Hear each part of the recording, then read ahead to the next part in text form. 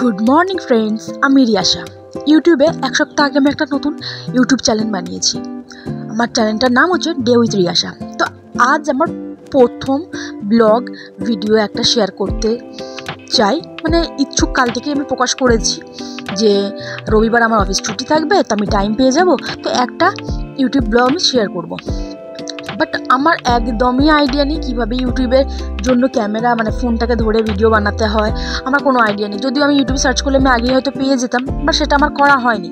তো ভিডিও বানানো হয়ে যাবার পরে আমার এই জিনিসটা মাথায় এলো, এ বাবা আমি তো ক্যামেরা হয়তো ভুল ধরেছি। বাট তাও আমি ভিডিওটা পোস্ট করছি এই কারণে, যেহেতু এই ভিডিওটাই প্রথম আমি আমার ইচ্ছা রেখে আমি ভিডিওটা বানিয়েছি, তার জন্য।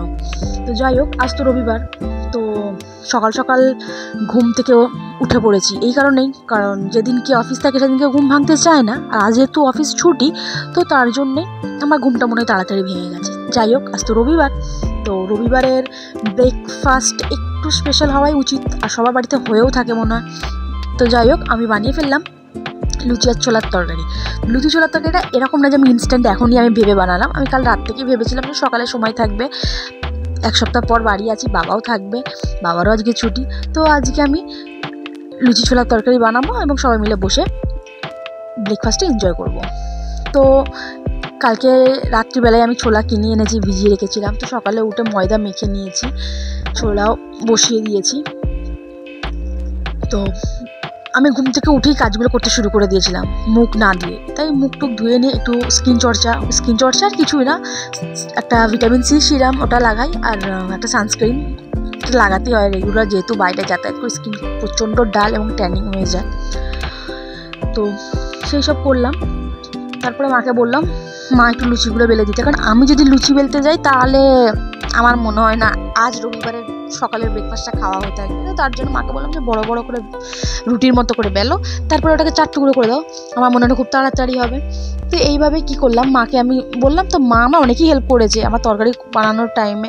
মা পেঁয়াজ কেটে দিয়েছে, আদা রসুন করেছে, টমেটো কেটেছে। এখন লুচি বেলার টাইমেও মা লুচি বানিয়েছে, জাস্ট আমি লুচিটা ভাজতেই এসেছি। তো লুচি ভাজতে কার কার ভালো লাগে আর খেতে কে কে ভালোবাসেন, কারা কারা ভালোবাসেন, আমি ঠিক করে অ্যাকচুয়ালি কথাও এখন বলতে পারছি না, কারণ আমি ঠিকভাবে আমার কথা বলাও শিখিনি যে কীভাবে অ্যাকচুয়ালি বলতে হয়। যাই হোক, তো লুচিগুলো আমার ভালোই ফুলেছিল, আমি বেশ মজা করে আমি লুচিগুলো ভেজেছি।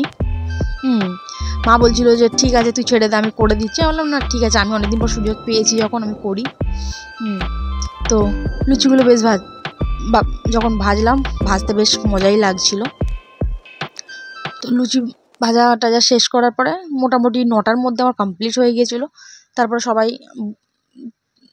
আমার মেজো বোন ও গেল পড়তে, ও তো খায়নি, না খেয়েই পড়তে চলে গেছে। আমি, মা, বাবা আর আমার ছোটো বোন, আমরা 4 জনে বসে খেলাম লুচি ছোলার তরকারি।